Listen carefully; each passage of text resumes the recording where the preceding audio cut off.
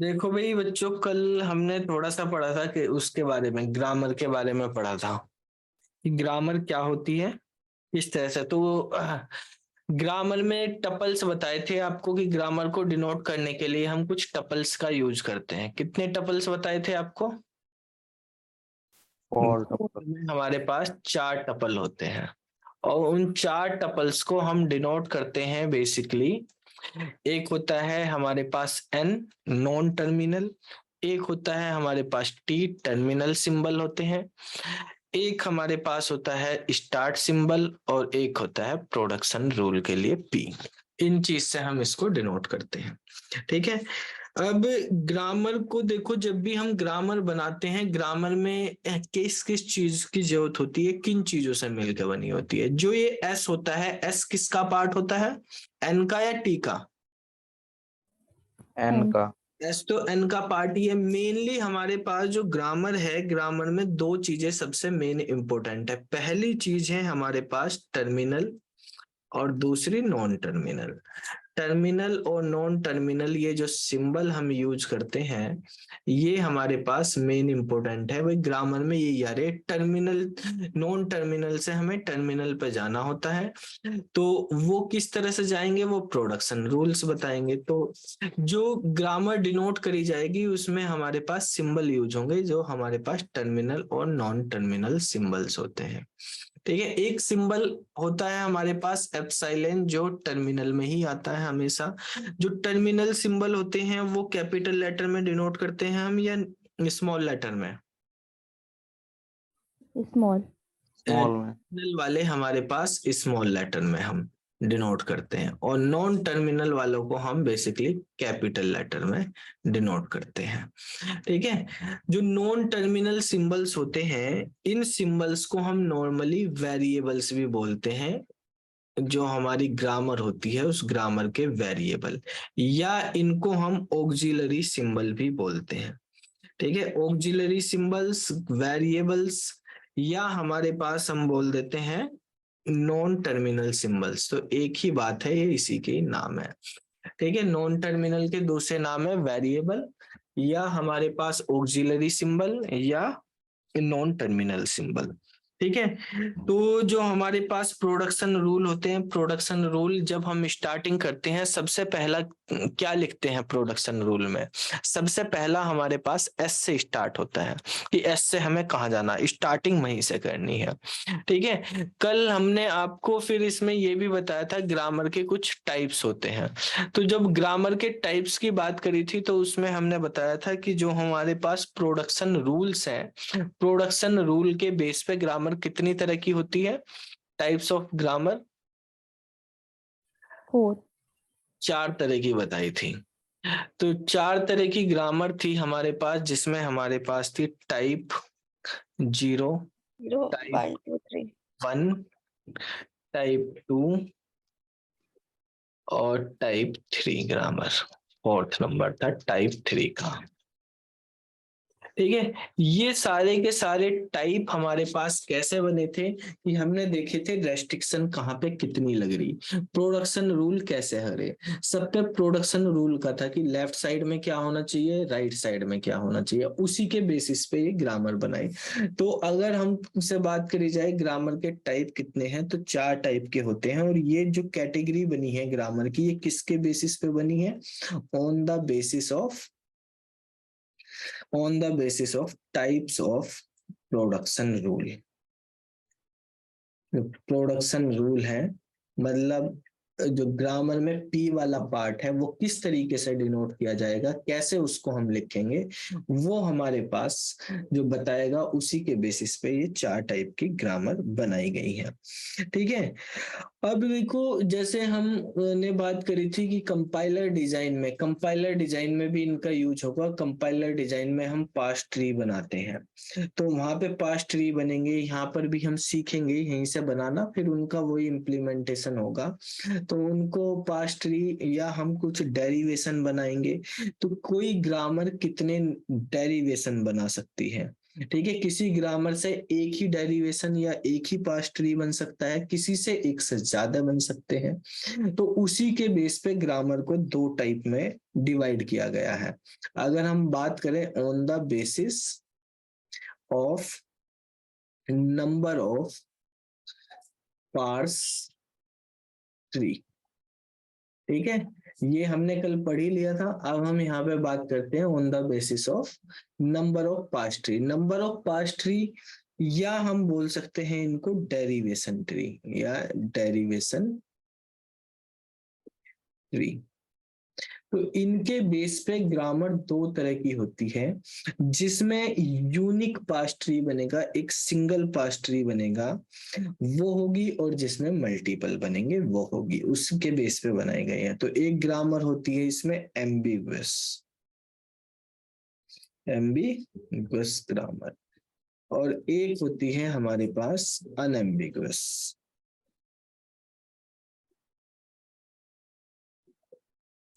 Grammar.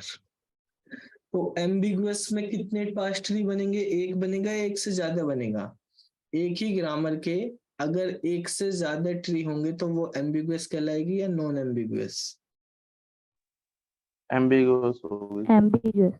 Ambiguous का मतलब है कि कंफ्यूजन होना, हमारे पास एक सिंगल यूनिक सॉल्यूशन नहीं निकल के आएगा, मल्टीपल सॉल्यूशन हो सकते हैं, मल्टीपल पास्ट ट्री बन सकते हैं। तो जिसके अंदर मल्टीपल यानी टू और मोर हमारे पास पास्ट ट्री बनेंगे तो वो वाली ग्रामर कहलाएगी हमारे पास एम्बिगुअस ग्रामर। और जिसमें ओनली वन यूनिक ट्री होगा वो अनएम्बिगुअस ग्रामर कहलाएगी, ओनली वन यूनिक पास्ट ट्री या डेरिवेशन ट्री बनता है। ठीक है, ऐसे ही देखो, जब हम ग्रामर की बात करते हैं, ग्रामर से क्या चीज जनरेट करते हैं हम? लैंग्वेज भी कल हमने देखी थी, लैंग्वेज बनती है, डेरिवेशन देखा था ना, लैंग्वेज का कैसा डेरिवेशन करते हैं, ए की पावर एन बी की पावर एन, ए की पावर एन बी की पावर एन, ये हमने बना के देखे थे कल, इस तरह के कुछ क्वेश्चन। तो उसमें भी हमने देखा था कुछ ग्रामर से तो हमारे पास कुछ ही या सिंगल या एक दो चार ऐसे ही हमारे पास स्ट्रिंग बन रही थी, किससे? इनफाइनाइट भी बन रही थी। तो उनके बेस पे भी ग्रामर को दो कैटेगरी में बांटा गया है कि हमारे पास किस तरीके से बनेंगी ग्रामर में, मतलब हमारे पास फाइनाइट लैंग्वेज उसमें क्रिएट हो सकती है या इनफाइनाइट लैंग्वेज क्रिएट हो सकती है। तो सबसे पहले अगर हम बात करते हैं कि number of on the basis of number of string, कितनी स्ट्रिंग जो है जनरेट की जा सकती है एक ग्रामर के थ्रू, एक ग्रामर से। तो इसके बेस पे ग्रामर हमारे पास दो तरह की होती है, एक होती है रिकर्सिव ग्रामर। एक तो आज इतनी लेट कैसे हो गए तुम? सर वो नोटिफिकेशन रिसीव नहीं हुई, नेट की दिक्कत थी जी सर। सर ये स्लाइड सेकंड चल रही है या फर्स्ट है? थर्ड है। थर्ड है, ओ माय गॉड। तो कोई नहीं, अभी तो थोड़ा सा ही पढ़ा, एक रिवीजन नहीं कर रहे थे। Okay sir.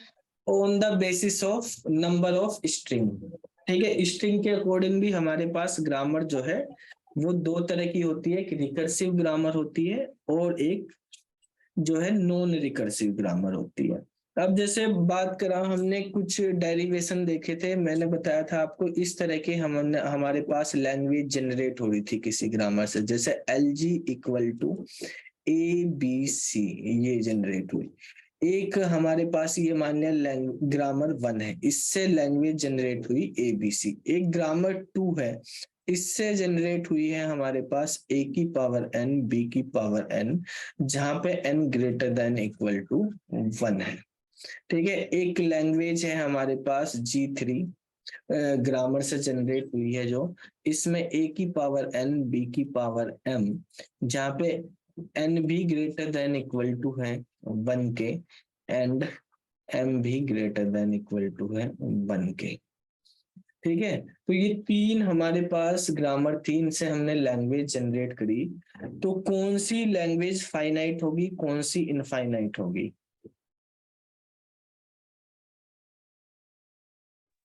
बताओ, जिसमें हमारे पास सिंगल, 2, 4 इसी तरह की होंगी, ठीक है, ऐसी कहलाएगी हमारे पास फाइनाइट। ये है हमारे पास फाइनाइट लैंग्वेज, ठीक है, और ये लैंग्वेज जो है हमारे पास कहलाती है इनफाइनाइट लैंग्वेज, ठीक है। इसका मतलब क्या है, जो ग्रामर से हम लैंग्वेज बना रहे हैं उसको हम बोलते हैं language of grammar, language of grammar. और लैंग्वेज ऑफ ग्रामर क्या है, लैंग्वेज ऑफ ग्रामर है हमारे पास सेट ऑफ ऑल स्ट्रिंग्स, ठीक है, that can be generated from that grammar, ठीक है। उस ग्रामर से कितनी नंबर ऑफ या कितनी हमारे पास स्ट्रिंग, जितनी भी स्ट्रिंग हमारे पास जनरेट की जा सकती है, उन सभी स्ट्रिंग का सेट उस ग्रामर की क्या कहलाएगा, लैंग्वेज कहलाएगा। अगर ये हमारे पास फाइनाइट नंबर ऑफ स्ट्रिंग है तो वो फाइनाइट लैंग्वेज कहलाएगी, इसमें फाइनाइट नंबर ऑफ स्ट्रिंग होती है, ठीक है, और यहाँ पे इनफाइनाइट नंबर ऑफ स्ट्रिंग होगी, इनफाइनाइट नंबर ऑफ स्ट्रिंग। तो ऐसी ग्रामर जो है इनफाइनाइट लैंग्वेज को जनरेट करती है, ठीक है। अब अगर हम बात करते हैं कि ग्रामर में हमारे पास, जैसे एक एग्जांपल हमने, ये एबीसी है, ठीक है, अच्छा एबीसी मल्टीपल वाला कॉन्सेप्ट यहाँ पे बता देते हैं आपको। जैसे देखो बेटा, हमारे पास क्या है, एक एग्जांपल हम इस तरीके से लेते हैं, मान लिया हमारे पास एक ग्रामर है जी। ग्रामर को हम कैसे डिनोट करते हैं, उसमें 4 टपल होते हैं, एक होता है एन, एक होता है सर थोड़ा सा नोट करना रह गया था। Recursive grammar, non recursive grammar, ठीक है, ये नंबर ऑफ स्ट्रिंग के बेस पे होती है हमारे पास, और इनसे जनरेट होती है हमारी फाइनाइट लैंग्वेज और नॉन फाइनाइट लैंग्वेज। अगर किसी लैंग्वेज हो गया सर। नंबर ऑफ स्ट्रिंग हमारे पास फाइनाइट है तो फाइनाइट, नहीं तो इनफाइनाइट, ठीक है। चलो तो अब देखो, जैसे हमारे पास बेटा एक ग्रामर है G1, ग्रामर को हम NTSP इससे डिनोट करते हैं, ठीक है। मान लेते हैं हमारे पास जो n है, n के अंदर सेट बना हुआ है s का, a का और b का, ठीक है। और जो हमारे पास t है, टर्मिनल में स्मॉल लेटर में लिखते हैं हम a और b है, और एस हमारे पास एस है ही। प्रोडक्शन रूल की अगर हम बात करते हैं तो प्रोडक्शन रूल हमारे पास उसका सेट है कि एस से हम ए बी निकाल सकते हैं, ए से ए, बी से बी, इस तरह का मान लिया एक प्रोडक्शन रूल है। तो हमें ये बताना कि ये ग्रामर जो है फाइनाइट लैंग्वेज को जनरेट करेगी या इनफाइनाइट लैंग्वेज को जनरेट करेगी। तो इसके लिए हमें क्या करना पड़ेगा, इससे स्ट्रिंग जनरेट करनी पड़ेगी। कौन कौन सी स्ट्रिंग जनरेट करता है, क्या ग्रामर बनेगी इसकी, वो लैंग्वेज बनेगी इसकी, वो हम देखेंगे। तो जो लैंग्वेज इससे जनरेट होगी उसके लिए हम क्या करेंगे, सबसे पहले हम S2AB करते हैं, यहाँ पे प्रोडक्शन रूल का यूज करेंगे। अब ए से हम क्या जनरेट कर सकते हैं, यहाँ से अकेले ए से कैपिटल ए से स्मॉल ए जनरेट हो जाएगा, ये हो गया। ये तो टर्मिनल हो गया, बी बच गया नॉन टर्मिनल, बी से क्या हो जाएगा, स्मॉल बी, तो ये ए बी हमारे पास हो गया। तो अब अगर हम बात करेंगे लैंग्वेज ऑफ G1 क्या है हमारे पास, वो है ए बी, केवल एक ही स्ट्रिंग इसमें सिंगल स्ट्रिंग जनरेट हो रही है। तो सिंगल स्ट्रिंग जनरेट हो रही, तो ये लैंग्वेज हमारे पास होगी फाइनाइट लैंग्वेज, ठीक है। इसी तरीके से अगर हमने यहाँ पे एक ग्रामर ली G2, अब इस G2 ग्रामर में भी NTSP का सेट है ये, जिसमें N जो है हमारे पास वही है SAB, और हमारे पास T बेटा है यही A और B हमने ले लिए हैं, ठीक है। और हमारे पास यहाँ पर एक एप्सिलॉन भी हम ले लेते हैं इसमें, एप्सिलॉन, ठीक है। प्रोडक्शन रूल हम इस तरीके से डिनोट कर देते हैं कि एस से हम ए बी को जनरेट कर सकते हैं, ए से हम एप्सिलॉन को जनरेट कर सकते हैं, और बी से हम ए और बी को जनरेट कर सकते हैं। ठीक है, तो अब इसमें आप यहाँ पर देखेंगे कि जो हमारे पास प्रोडक्शन रूल है पहला SAB, ए से क्या जनरेट होगा, एप्सिलॉन। एप्सिलॉन का मतलब क्या होता है, एम्प्टी स्ट्रिंग, इसका मतलब होता है एम्प्टी स्ट्रिंग। तो एम्प्टी स्ट्रिंग मतलब वो खत्म हो गया, एप्सिलॉन बी रह गया, ये एप्सिलॉन बी का मतलब है बी। अब बी से क्या जनरेट हो जाएगा, बी से हो जाएगा ए बी। तो लैंग्वेज क्या जनरेट हुई, G2 से लैंग्वेज बनी यही ए बी। ठीक है, ये भी हमारे पास क्या है, फाइनाइट लैंग्वेज है। अब यहाँ पर आप देखो कि जो हमारे पास ग्रामर G2 थी उससे भी सेम लैंग्वेज बनी है, जो ग्रामर G1 थी उससे भी सेम ही लैंग्वेज बनी है। तो इसका मतलब क्या हुआ कि multiple grammar same language generate कर सकती है। ठीक है, मल्टीपल लैंग्वेज की सेम ग्रामर, वो मल्टीपल ग्रामर की सेम लैंग्वेज हो सकती है। एक ही ग्रामर के बेस पे मल्टीपल लैंग्वेज काम कर सकती है। ठीक है, इसका मतलब ये हुआ। ठीक है, तो अगर देखो यहाँ पर मैं इस तरीके से बनाता हूँ, एक यहाँ पे इंपॉर्टेंट पॉइंट आप ध्यान रखना। क्या है हमारे पास, मान लिया मेरे पास है एक ग्रामर G1, G2, G3। ठीक है, और यहाँ पर हमारे पास एक लैंग्वेज है L। ये एक हमारे पास फंक्शन बना लिया हमने, इस तरह से सेट है इनका। ठीक है, तो आप ये बताइए कि G1 से एक लैंग्वेज मान लिया L जनरेट हो रही। ठीक है, L जो है वो हमारे पास है AB। क्या है, L की वैल्यू AB। तो क्या L ऑफ G1 की वैल्यू भी AB हो सकती है, हो सकती है। ठीक है, इसका मतलब है G1 ग्रामर ने कौन सी लैंग्वेज जनरेट करी, AB। G2 ग्रामर भी सेम लैंग्वेज जनरेट कर सकती है, AB। G3 भी सेम लैंग्वेज जनरेट कर सकती है, AB।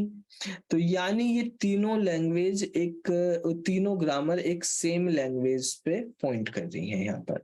इसका मतलब अगर हम यहाँ पे कह रहे हैं ये है हमारे पास ग्रामर और हमारे पास ये है लैंग्वेज, तो ग्रामर और लैंग्वेज में जो मैपिंग होती है वो क्या होती है, मैनी टू वन की, यानी M2 1 की मैपिंग होती है। ये रिलेशनशिप है ग्रामर में और लैंग्वेज में।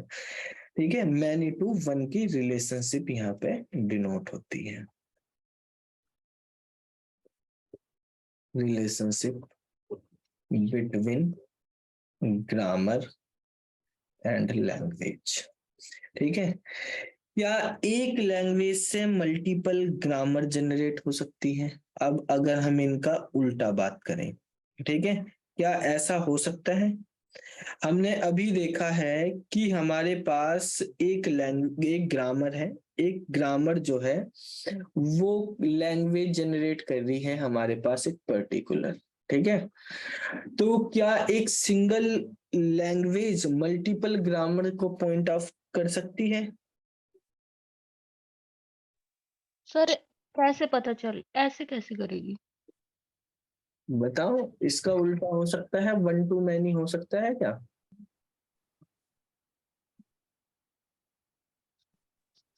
हो सकता है सर।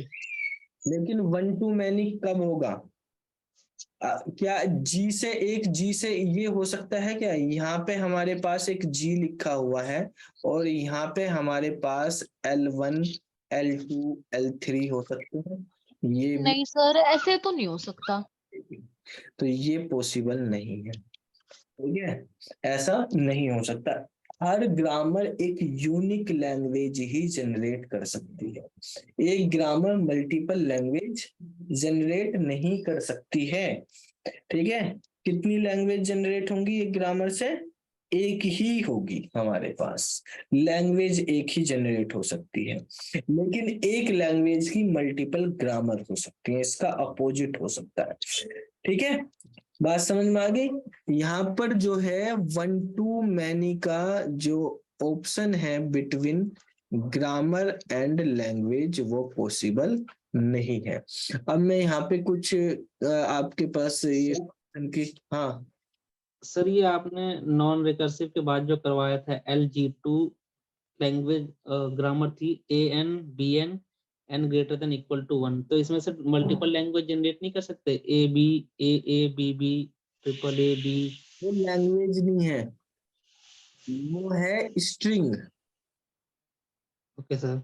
ठीक है, एक स्ट्रिंग, एक लैंग्वेज में मल्टीपल स्ट्रिंग हो सकती है। भाई हमारे पास मान लिया ये किसी ग्रामर ने जनरेट करी ये वाली भी, यहाँ पे ए बी आ रही, कोई बात नहीं, अगर हमारे पास ऐसी हो रही ANB⁴M, तो ये हमारे पास क्या है, ये जितनी भी बनेगी, ठीक है, चाहे वो बी बन रही, ए बी बन रही, ए बी बन रही, ठीक है, ये सब क्या है, ये एक लैंग्वेज का ही पार्ट है। बस इसमें ये लैंग्वेज जो है इनफाइनाइट लैंग्वेज है, लेकिन अगर बन रही तो यूनिक ही है, एक ही है ये। ठीक है, ये पूरी की पूरी लैंग्वेज एक ही तो है, उसमें स्ट्रिंग है एक से ज्यादा। इस लैंग्वेज में एक ही स्ट्रिंग है, ये फाइनाइट लैंग्वेज है, ये इनफाइनाइट लैंग्वेज है। लैंग्वेज एक ही होंगी, स्ट्रिंग तो कितनी भी हो, स्ट्रिंग से मतलब नहीं। ऐसा नहीं है कि एक बार तो आपने सोल्व करा ये आंसर आ गया, दूसरी बार सोल्व किया ये आ गया, यानी एक तरीके से सोल्व किया ये आ गया, दूसरे तरीके से सोल्व कर दिया तो ये आ गया।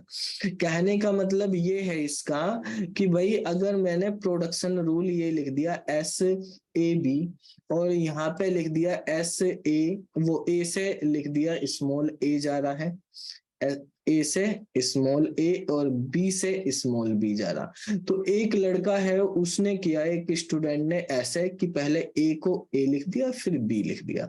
अब दूसरा स्टूडेंट भी इसके साथ ही काम कर रहा है, वो लेकिन इस तरीके से कर रहा, उसने ए को ए रहने दिया, बी को बी लिख दिया। सोल्व करने का तरीका अलग है। इसने फिर बी को बी लिख दिया, ये अब ए को ए लिख रहा, तो फाइनल आंसर कैसे भी करो सेम ही आएगा। अगर फाइनल आंसर सेम आ रहा है तो मतलब क्या है, वो यूनिक जनरेट कर रही। इसका मतलब हमारे पास ये है कहने का कि हमेशा एक ग्रामर एक यूनिक लैंग्वेज ही जनरेट करती है। एक ग्रामर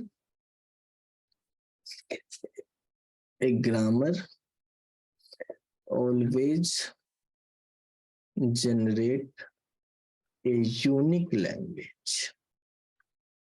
ठीक है, एक यूनिक लैंग्वेज हो सकती है, ठीक है, but more than one grammar may have same language. यानी एक ग्रामर की तो एक ही यूनिक होगी, जी से मल्टीपल एल नहीं हो सकते, लेकिन मल्टीपल जी से एक सेम एल हो सकता है। ठीक है, ये है इसका कहने का मतलब। अब यहाँ पे अगर हम इस स्टेटमेंट को, ये जो स्टेटमेंट हमने लिखा, इसको हम अगर फिगर की हेल्प से समझते हैं, तो मैं यहाँ पर कुछ फिगर बनाता हूँ, आपको उनमें बताना है क्या है। एक हमने बना लिया जी, यहाँ पे बनाया L1 L2, ठीक है, एक हमने बना दिया यहाँ पे G1 G2, यहाँ पे बना दिया L, एक हमने बना दिया यहाँ पे L, और एक बना दिया G1 G2, ठीक है, और एक हमने ले लिया यहाँ पे G1 G2 L1 L2। ये इसको पॉइंट कर रहा है ऐसे, ये इसको पॉइंट कर रहे हैं, ये इसको पॉइंट कर रहे हैं। इनमें से ये बताओ कौन से सही है कौन सा गलत है।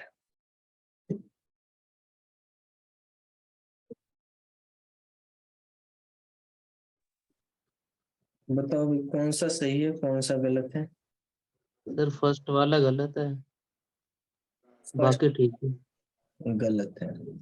हेलो, हाँ, हाँ जी सर, फर्स्ट तो रॉन्ग है ना? एक सिंगल ग्रामर की मल्टीपल लैंग्वेज नहीं हो सकती, ये गलत है।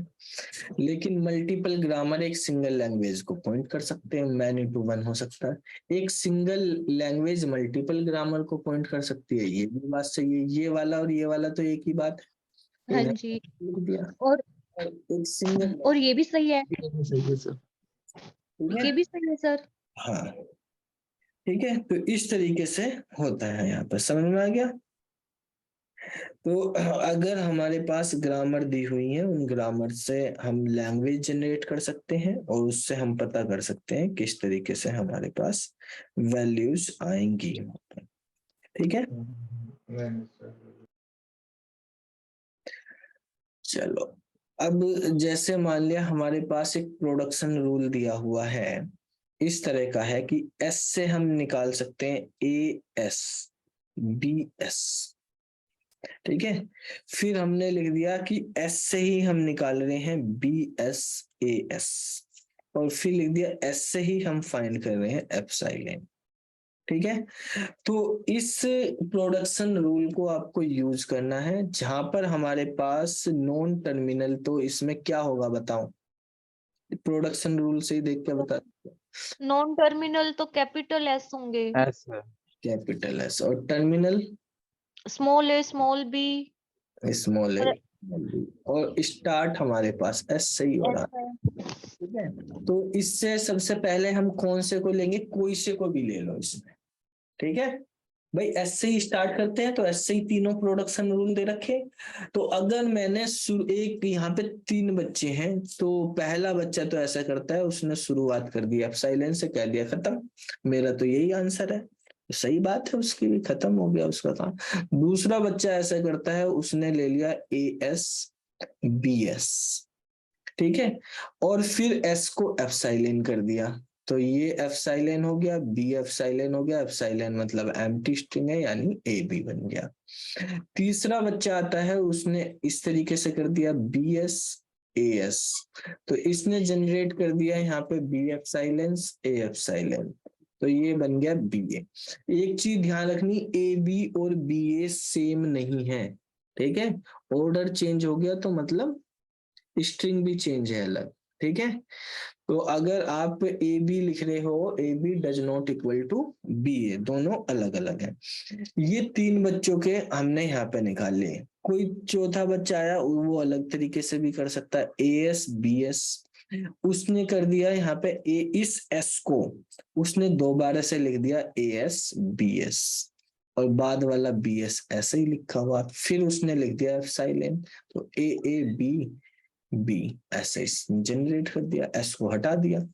ठीक है, तो ये वाले भी हमारे पास जनरेट हो सकती है। एक और बच्चा है, उसने इस तरीके से कर दिया ए एस बी एस, उसने ए एस को एप्सिलॉन, बी इस एस को लिख दिया फिर से ए एस बी एस। ठीक है, तो यहाँ पे हमारे पास जनरेट होगी ए बी इस तरह की लैंग्वेज। और भी हमारे पास बहुत सारी स्ट्रिंग जनरेट हो सकती हैं। तो इससे जो लैंग्वेज बनेगी एल ऑफ जी, वो हमारे पास क्या बनने वाली है, वो बनने वाली है एप्सिलॉन, पहले वाली एक तो। ठीक है, दूसरा हमारे पास ए बी, फिर हमारे पास बी ए, फिर हमारे पास हो सकता है ए बी बी, हमारे पास ए बी, और भी बहुत सारी। यहाँ पे कितनी बनेगी, किस तरह की लैंग्वेज जनरेट करेगा, इनफाइनाइट लैंग्वेज हमारे पास यहाँ पे जनरेट की जा सकती है। ठीक है, तो इस तरीके से यहाँ पे जनरेट हो जाएंगे। यही आपको निकालना, ये बिल्कुल फंक्शनल डिपेंडेंसी की तरह है, जैसे हम closure set of functional dependency DBMS में करते थे, कोई नई चीज नहीं है। ठीक है, तो बड़े ही सिंपल चीज है। अब हम थोड़ा सा यहाँ पे सीखेंगे। अभी हमने केवल बात करी यहाँ पे, जितने भी हम यूज कर रहे लेटर्स की, ए बी सी ऐसे की बात कर रहे, लेकिन ये 0 1 में भी हो सकते हैं। ठीक है, फिर हम इतनी सारी स्ट्रिंग को शॉर्ट में कैसे लिखते हैं, वो हमें समझना। भाई जैसे कल आपको बताया था कि हमारे पास इस तरह की स्ट्रिंग बन रही A B B, A triple B, तो ऐसे ही हमारे पास बन रही, तो हम शॉर्ट में उसको ए की पावर एन बी की पावर एन लिख दे रहे। तो ये हमें सीखना कि इनफाइनाइट लैंग्वेज जो बन रही है उसको शॉर्ट में कैसे डिनोट कराएंगे। ठीक है, तो उसको शॉर्ट में डिनोट करने के लिए हमारे पास कुछ एक्सप्रेशन यूज होते हैं, जिनको हम बोलते हैं रेगुलर एक्सप्रेशन। आपको क्वेश्चन में ये पूछ ली जाती है डायरेक्टली कि ग्रामर दे दी, प्रोडक्शन रूल दे दिए और आउटपुट में रेगुलर एक्सप्रेशन दे दिए, तो उससे आपको पहचानना कौन सा, या क्वेश्चन में रेगुलर एक्सप्रेशन दे दिए उससे कौन सी लैंग्वेज जनरेट हो रही, वो रेगुलर एक्सप्रेशन बनाने लैंग्वेज से, या लैंग्वेज को रेगुलर एक्सप्रेशन में कन्वर्ट करना, ये हमें यहाँ पे सीखना। सर रेगुलर जो हमने प्रीवियस एग्जाम्पल किया है उसका रेगुलर एक्सप्रेशन क्या बनेगा? उसमें बेटा एक एफ साइलेन भी आ रहा है, एफ साइलेन को एम्प्टी छोड़ सकते हैं, बाकी ए की पावर एन बी की पावर एम की फॉर्म में बना सकते हैं। उसमें ए कितने भी हो सकते हैं, बी कितने भी हो सकते हैं। लेकिन उसमें ए और बी का सीक्वेंस भी तो चेंज हो रहा है ना, जैसे A B is not equal to B A, हाँ वो तो भी। ऐसे भी आ रहा है ना, एक बार ए बी आ रहा है, एक बार बी ए आ रहा है। तो उसमें डायरेक्ट नहीं हो सकता बेटा उस तरीके से, वो अभी हम देखते हैं किस तरीके से कौन से वाले में बन सकता है। Okay sir. तो अगर उस तरह के बन रहे तो हमें मल्टीपल सेट्स कैसे बनाने पड़ेंगे वहां पर वो समझेंगे हम। एफ साइलेन है, एफ साइलेन को कैसे डिनोट करेंगे, उसको छोड़ देंगे या ऐसे ही लिख देंगे, ठीक है। तो रेगुलर एक्सप्रेशन का मतलब है अगर कोई चीज बार बार रिपीट होती जा रही है तो उसको शॉर्ट में लिखने का एक तरीका है रेगुलर एक्सप्रेशन, ठीक है। रेगुलर एक्सप्रेशन में हमारे पास कुछ सिंबल यूज होंगे, जैसे सबसे इंपॉर्टेंट सिंबल पहला यही है एप्सिलॉन। एप्सिलॉन का मतलब है एम्प्टी स्ट्रिंग, ये एम्प्टी स्ट्रिंग को डिनोट करता है। मतलब ये वाला सिंबल हर स्ट्रिंग में या हर ग्रामर, हर लैंग्वेज में होगा ही होगा। आपके पास कोई लैंग्वेज लिखी हुई है मान लिया ए बी, तो आप इसको ऐसे भी कि एप्सिलॉन ए बी ऐसे लिख दिया आपने, लेकिन ये तभी है जब प्रोडक्शन रूल में होगा। अगर प्रोडक्शन रूल में दिया हुआ, अगर ऐसे नहीं तो कुछ लैंग्वेज की एम्प्टी हमारे हम जनरेट नहीं कर रहे, तो कभी कोई लैंग्वेज ये है कि उसमें कोई भी स्ट्रिंग नहीं तो वो हम जनरेट कर सकते, इसको हम ऐसे लिख सकते हैं, ठीक है। वो हमारे पास इनबिल्ट होती है, ठीक है। तो अगर हमारे पास जैसे कि किसी लैंग्वेज में एक भी स्ट्रिंग नहीं है, एक भी स्ट्रिंग जनरेट नहीं हो रही है किसी लैंग्वेज में, तो उस लैंग्वेज को कैसे डिनोट करेंगे। तो जब स्ट्रिंग ही नहीं तो उसमें ग्रामर कहाँ बनेगी, ग्रामर तो स्ट्रिंग से वर्ड से बनती है। भाई हम नॉर्मली लैंग्वेज को ऐसे लिखते हैं एल जी, तो एल जी मतलब किसी जी नाम की ग्रामर से ये लैंग्वेज जनरेट हुई है। अगर हम लिख रहे हैं इस तरह से कि एल और यहाँ पर हमने फाई दे दिया, ठीक है, वो अलग अलग उसमें अलग अलग आपको मिल सकता है किसी भी तरीके से। फाई का मतलब एम्प्टी है, उसके अंदर कुछ है ही नहीं, इसका मतलब है ये एम्प्टी लैंग्वेज है, ठीक है। ये एम्प्टी स्ट्रिंग है और ये हमारे पास एम्प्टी लैंग्वेज है, ठीक है। रेगुलर एक्सप्रेशन को अगर हमें डिनोट करना होता है लैंग्वेज की फॉर्म में, तो हम रेगुलर एक्सप्रेशन को शॉर्ट में मान लिया हमारे पास कोई एक्सप्रेशन है एक्स, तो उसको डिनोट करना, अगर एक्स जो है हमारे पास एक रेगुलर एक्सप्रेशन है, तो आपको पूरा लिखने की जरूरत नहीं है, ठीक है। मतलब आपने के पास A double A triple A ऐसे बनता जा रहा, तो इसका मतलब ए की पावर एन है जहां पे N greater than equal to 1 है, इस तरह की चीजें। तो बस आप यहाँ पे ये ए की पावर एन ही डिनोट कर दो कि एल इक्वल टू एक्स, ठीक है। इसको पूरे को हमने क्या मान लिया, ये हमारे पास एक्स है कोई भी, तो एल इक्वल टू एक्स, ये ही हमारे पास इसका रेगुलर एक्सप्रेशन बन गया इस तरह से, ठीक है। तो अब हम यहाँ पे देखेंगे रेगुलर एक्सप्रेशन से कैसे रेगुलर सेट बनते हैं, ठीक है। जो रेगुलर एक्सप्रेशन से स्ट्रिंग जनरेट होती है उस स्ट्रिंग के सेट को हम रेगुलर सेट या लैंग्वेज बोलते हैं। बेसिकली सेट ऑफ स्ट्रिंग क्या होती है, एक लैंग्वेज बनती है। अब देखो जैसे हमारे पास यहाँ पर लिखा हमने इस तरीके से, मान लिया 1 1 और उसके ऊपर स्टार लगा दिया, ठीक है, स्टार से हम डिनोट करें, इसका मतलब क्या है, इसका मतलब हमें समझना क्या है, कोई बताएगा क्या होगा भाई इसका मतलब। स्टार किसको डिनोट कर रहा है, 0 को, 1 को, 2 को, 3 को, किसको डिनोट करता है। एन कितने भी हो सकते हैं सर ये। कितने भी हो सकते हैं हमारे पास, ठीक है। तो यहाँ पर जो है इसका मतलब हमारे पास ये है कि जो हमारे पास सेट बनेगा इसको बोलेंगे हम एक्सप्रेशन, रेगुलर एक्सप्रेशन, और ये होगा हमारे पास रेगुलर सेट। एक्सप्रेशन से सेट बना रहे तो उसमें एक एप्सिलॉन तो होगा हमारे पास, ठीक है। अगर पूरे के ऊपर स्टार लग रहा है तो इसका मतलब अगर यहाँ पे एक भी नहीं हो सकता, एम्प्टी भी हो सकता है। स्टार का मतलब 0 और मोर, या हमारे पास इसकी वैल्यू, स्टार की वैल्यू 1 होगी तो एक बार हो गया, ये 2 होगी तो कितना हो गया, 2 बार ये स्ट्रिंग रिपीट होगी। ये 1 1 क्या है, स्ट्रिंग है, 1 1 हो, ए बी हो, कुछ भी हो, ठीक है। 3 बार कर दिया तो 3 बार रिपीट होगी, ठीक है। इस तरीके से हमारे पास ये जनरेट हो जाएगी, इससे लैंग्वेज हमारे पास, ठीक है। इसको हम एल से डिनोट कर सकते हैं, इसकी लैंग्वेज।